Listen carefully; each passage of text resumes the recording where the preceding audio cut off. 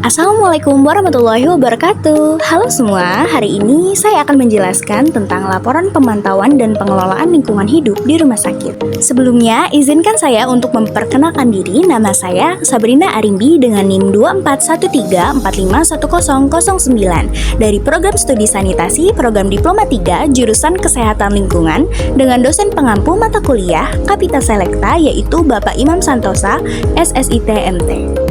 Deskripsi kegiatan di rumah sakit. Rumah sakit Eka adalah rumah sakit swasta yang menyediakan berbagai layanan kesehatan, seperti rawat jalan, rawat inap, dan layanan penunjang medis yang dibuka 24 jam. Kegiatannya meliputi pelayanan medis, administrasi, laboratorium, radiologi, farmasi, dapur gizi, pengelolaan linen, serta fasilitas pendukung lainnya. Dari semua aktivitas tersebut, rumah sakit bisa menghasilkan limbah cair, limbah medis padat, sampah domestik, emisi udara, dan kebisingan. Karena itu, pengelolaan lingkungan yang baik sangat diperlukan agar tidak berdampak buruk bagi lingkungan sekitar. Kegiatan pemantauan dan pengelolaan lingkungan hidup rumah sakit. Yang pertama, pengelolaan limbah cair. Semua air limbah dari kegiatan medis dan aktivitas sehari-hari di rumah sakit diolah lebih dahulu lewat instalasi pengelolaan air limbah atau IPAL sebelum dialirkan ke saluran drainase kota. Limbah dari dapur diproses lebih dahulu memakai grease trap untuk menahan lemak. Grease trap ini dibersihkan 2 kali seminggu dan ditambahkan bakteri pengurai setiap 2 minggu sekali supaya limbahnya lebih mudah terurai. Sementara itu, limbah cair B3 seperti sisa bahan kimia atau reagen laboratorium dikumpulkan di jerigen yang sudah diberi label khusus, lalu diserahkan ke pihak ketiga yang punya izin resmi untuk mengelolanya. 2. Pengelolaan limbah padat dan B3. Sampah di rumah sakit dipisahkan dulu sesuai jenisnya supaya lebih aman dan mudah dikelola. Plastik kuning dipakai untuk limbah medis infeksius, plastik hitam untuk sampah domestik atau sampah biasa, dan benda tajam seperti jarum dimasukkan ke wadah khusus atau sharp container. Untuk limbah B3 disimpan dulu di tempat penampungan khusus atau TPS, lalu diangkut dan dimusnahkan oleh perusahaan yang punya izin resmi lengkap dengan dokumen manifest. Sedangkan sampah domestik diambil setiap hari oleh Dinas Kebersihan. 3. Pengendalian udara dan kebisingan. Beberapa upaya yang dilakukan rumah sakit antara lain menanam pohon atau membuat green barrier, melakukan perawatan rutin genset dan mesin, serta mengecek kualitas udara dan tingkat kebisingan secara berkala. Langkah-langkah ini dilakukan supaya asap, debu, bau tidak sedap, dan suara bising dari kendaraan maupun peralatan rumah sakit bisa berkurang, jadi lingkungan sekitar tetap nyaman. 4. Pengelolaan air bersih dan sanitasi. Untuk kebutuhan air bersih dan sanitasi, rumah sakit memakai air dari PDAM dan juga sumur dalam.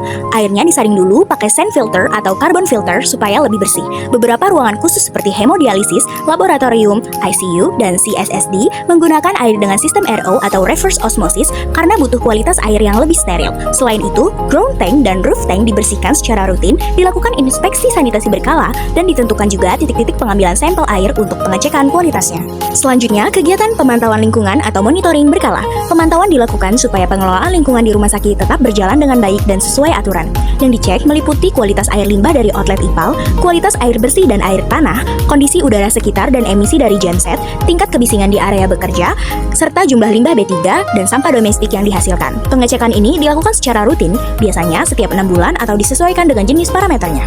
Hasil analisa kualitas udara ambien. Berdasarkan tabel 2.2, hasil pengukuran kualitas udara ambien yang diambil dari beberapa titik sesuai arah mata angin menunjukkan bahwa semua parameter masih memenuhi batas standar yang sudah ditetapkan. Hasil analisa kebisingan ambien. Berdasarkan tabel 2.3, tingkat kebisingan di area parkiran motor sisi timur masih sedikit di atas batas standar.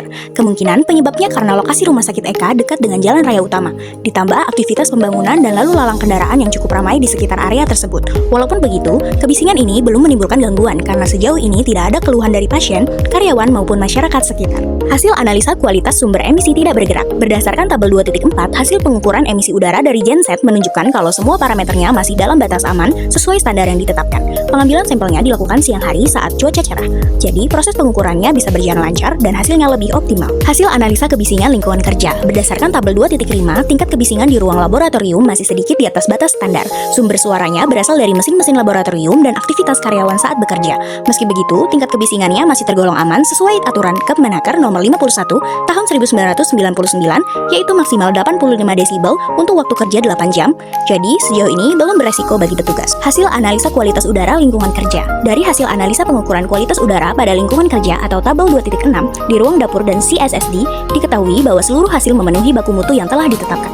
Hasil analisa kualitas outlet air limbah. Berdasarkan hasil pengukuran kualitas air limbah selama bulan Juli sampai Desember 2016, semua parameternya masih sesuai dengan batas standar yang ditetapkan dalam peraturan yang berlaku. Selanjutnya yang terakhir yaitu kesimpulan. Secara umum, pengelolaan lingkungan di rumah sakit tersebut sudah cukup baik. Limbah cair diolah lewat IPAL, sampah medis dan B3 dipisahkan dengan benar, kualitas udara dan kebisingan dikendalikan, serta air bersih rutin dicek. Dari hasil pemantauan, hampir semua parameter masih sesuai standar, walau ada sedikit kebisingan beberapa di area. Karena itu, pengecekan dan perbaikan tetap perlu dilakukan supaya lingkungan rumah sakit tetap aman, sehat, dan nyaman. Saran dan rekomendasi. Yang pertama, pengelolaan limbah cair. Cek dan pantau kerja IPAL secara rutin, tes kualitas air limbah lebih sering, dan beri pelatihan petugas dan catat kegiatan di logbook. Yang kedua, limbah padat medis dan B3.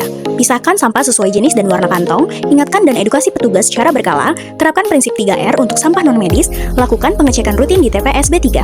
3. Udara dan kebisingan. Tambah tanaman atau peredam suara di area bising, atur parkiran agak jauh dari ruang perawatan, servis genset dan mesin secara berkala. 4. Lingkungan kerja laboratorium. Pasang peredam pada mesin yang berisik, sediakan pelindung telinga, atur giliran kerja supaya tidak terpapar bising yang terlalu lama. 5.